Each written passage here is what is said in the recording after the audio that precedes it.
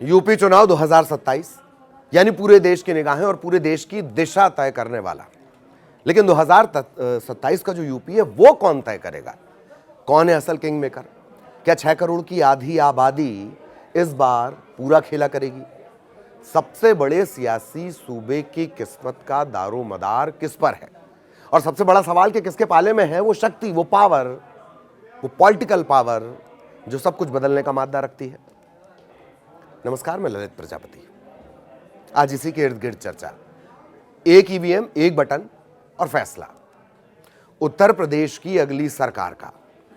लेकिन 2027 के यूपी चुनाव में इस एक बटन के पीछे सिर्फ जातीय समीकरण, गठबंधन, सियासी लहर ये नहीं होगी।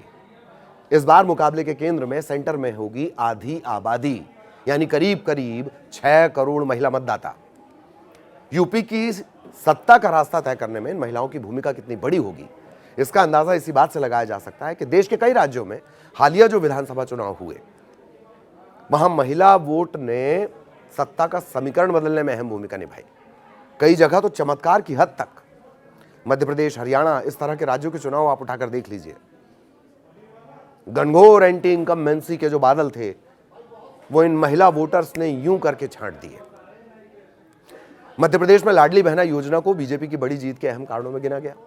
छत्तीसगढ़ में महतारी वंदन योजना चर्चा में रही। महाराष्ट्र में लाड़की बहन योजना चुनावी राजनीति के इस रुख को इसने प्रभावित किया। बिहार में मुख्यमंत्री महिला रोजगार योजना को महिलाओं तक पहुंच बनाने के बड़े प्रयास के तौर पर देखा गया। हरियाणा और दिल्ली में भी महिला केंद्रित योजनाओं को लेकर राजनीतिक दलों ने जोर लगाया। दूसरी तरफ कांग्रेस ने कर्नाटक और तेलंगाना में महिलाओं के लिए मुफ्त बस यात्रा, आर्थिक सहायता, ऐसी गारंटी दी जो चुनावी रणनीति का अहम हिस्सा बनी। यानी तस्वीर साफ है कि महिला वोट अब सिर्फ वोट नहीं रह गया है, सत्ता की चाबी बन गया है। और इसीलिए 2027 का चुनाव करीब आते ही यूपी की राजनीति में सबसे बड़ा सवाल यही कि आधी आबादी किसके साथ जाएगी। इससे पहले यूपी में महिला वोट का गणित समझ लीजिए।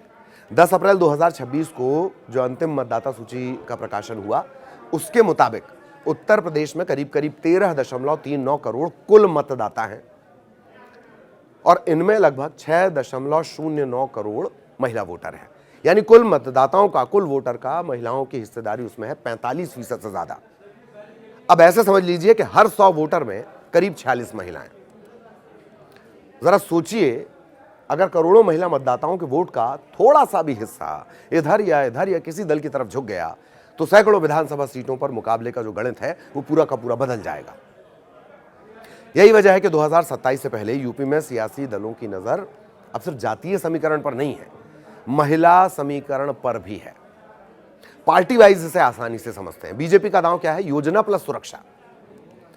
योगी सरकार के सामने सबसे बड़ा सवाल है कि महिला लाभार्थी वोट को कैसे मजबूत रखा जाए, और बीजेपी की रणनीति साफ दिखाई देती है। एक तरफ सरकारी योजनाओं का लाभ सीधे महिलाओं तक पहुंचाने का दावा है और दूसरी तरफ कानून व्यवस्था और महिला सुरक्षा को चुनावी मुद्दा बनाना। इसके अलावा राशन, उज्ज्वला गैस, प्रधानमंत्री आवास, शौचालय, बैंक खाते, प्रत्यक्ष लाभ, डीबीटी, इन योजनाओं के जरिए बीजेपी ने गरीब और ग्रामीण परिवारों की महिलाओं तक सीधा संपर्क बनाने की कोशिश की है। और अब इसी रणनीति को आगे बढ़ाते हुए यूपी में महिलाओं को आर्थिक रूप से मजबूत करने वाली नई योजनाओं की भी चर्चा तेज है। एक प्रस्तावित योजना जिसके बारे में अब तक जो जानकारी लगी उसके मुताबिक कुल महिलाओं को 50,000 रुपए तक की आर्थिक सहायता देने का एक प्रस्ताव चर्चा में चल रहा है। चुनाव से पहले पात्र महिलाओं को पहली किस्त के तौर पर 20,000 रुपए दिए जा सकते हैं और इसके बाद सरकार बनने की स्थिति में 10-10 हजार रुपए की 3 किस्तों का प्रस्ताव हो सकता है। लेकिन असली सवाल यहां है कि क्या सरकारी योजना का लाभ वोट में बदलेगा? क्या लाभार्थी वर्ग 2027 में सरकार के साथ खड़ा रहेगा, और या फिर महंगाई, बेरोजगारी, स्थानीय समस्याएं, रोजगार, ऐसे मुद्दे इस चुनाव का समीकरण ही बदल देंगे? यही बीजेपी की सबसे बड़ी चुनावी परीक्षा होने वाली है। और अब बात समाजवादी पार्टी की। अखिलेश यादव ने अपने चर्चित पीडीए, इस फॉर्मूले को महिला मतदाताओं से जोड़ने की कोशिश शुरू कर दी है। पिछड़ा, दलित, अल्पसंख्यक और अब आधी आबादी, पंडित भी बीच में जोड़ा उन्होंने। यानी समाजवादी पार्टी महिला वोट को अपने सामाजिक गठजोड़ की नई धुरी बनाने की कोशिश में है। पार्टी महिला सुरक्षा, सम्मान, राजनीतिक प्रतिनिधित्व और आर्थिक स्वतंत्रता जैसे मुद्दों को सामने रख रही है। महिलाओं के लिए आर्थिक सहायता और अवसरों से जुड़े प्रस्ताव भी सियासी चर्चा का हिस्सा हैं। लेकिन एसपी के सामने भी कम चुनौती नहीं है। पहली चुनौती, महिला सुरक्षा के सवाल पर बीजेपी के नैरेटिव का जवाब कैसे दिया जाए। दूसरी, महिला नेतृत्व को सिर्फ मंच और पोस्टर से निकालकर बूथ और विधानसभा स्तर तक कैसे पहुंचाया जाए। अगर समाजवादी पार्टी महिला वोट को अपने पीडीए गठजोड़ का स्थायी हिस्सा बनाना चाहती है तो उसे सिर्फ नारा नहीं, स्लोगन से नहीं होगा, भरोसेमंद कार्यक्रम और जमीन पर मजबूत महिला संगठन भी खड़ा करना होगा। कांग्रेस की चुनौती क्या है? अधिकार से संगठन तक। कांग्रेस लंबे समय से महिला आरक्षण, राजनीतिक प्रतिनिधित्व देना, आर्थिक सहायता, रोजगार, महंगाई, अधिकारों के मुद्दे उठाती रही है। पार्टी महिलाओं को सिर्फ लाभार्थी नहीं बल्कि निर्णय लेने वाली राजनीतिक शक्ति के रूप में पेश करना चाहती है। लेकिन उत्तर प्रदेश में कांग्रेस के सामने सबसे बड़ी चुनौती है कमजोर संगठन।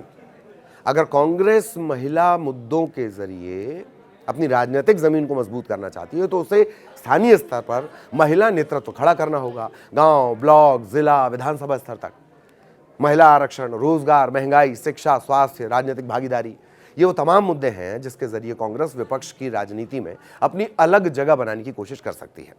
और अब बात बहुजन समाज पार्टी की। बीएसपी के लिए महिला वोट का महत्व इसलिए और बढ़ जाता है क्योंकि उसकी राजनीति लंबे समय से दलित और वंचित वर्ग के सामाजिक सम्मान और राजनीतिक प्रतिनिधित्व के मुद्दों से जुड़ी रही है। अब सवाल यह कि क्या बीएसपी दलित महिलाओं, ग्रामीण महिलाओं और युवा महिला मतदाताओं से नए सिरे से जुड़ पाएगी? आंकड़े आप देख लीजिए दो चुनाव के। आसमान से जमीन, फर्श से अर्श, एक विधायक था, वो भी नहीं है अब। तो महिलाओं के सवाल पर सिर्फ सामाजिक पहचान तक सीमित नहीं होंगे, उनके सामने रोजमर्रा के सवाल भी हैं। महंगाई में घर का बजट कैसे चले, बेटियों की पढ़ाई और सुरक्षा कैसे हो, रोजगार कहां मिले, सरकारी योजना का लाभ वास्तव में किसे मिले और पंचायत से विधानसभा तक महिलाओं की आवाज कितनी मजबूत हो। बीएसपी अगर इन सवालों को अपने आंदोलन और संगठन से जोड़ती है तो महिला मतदाता उसके लिए एक नया राजनीतिक आधार बन सकते हैं। लेकिन इसके लिए सिर्फ अपील नहीं होगी, सक्रिय महिला नेतृत्व और मजबूत जमीनी संगठन की जरूरत होगी। महिला वोट एक जैसा नहीं है। यहां एक बात समझना बेहद जरूरी है कि महिला वोट कोई एक जैसा वोट बैंक नहीं है। शहरी महिला के मुद्दे अलग हो सकते हैं, उसके लिए रोजगार, महंगाई, सुरक्षित परिवहन, सुरक्षा बड़ा सवाल हो सकता है। ग्रामीण महिलाओं की प्राथमिकताएं अलग हैं, राशन, गैस, पानी, आवास, स्वास्थ्य, घरेलू आय, आमदनी। और युवा महिला के लिए शिक्षा, नौकरी, प्रतियोगी परीक्षाएं, करियर, ये बड़े मुद्दे हो सकते हैं। किसान परिवार की महिला के सामने क्या है?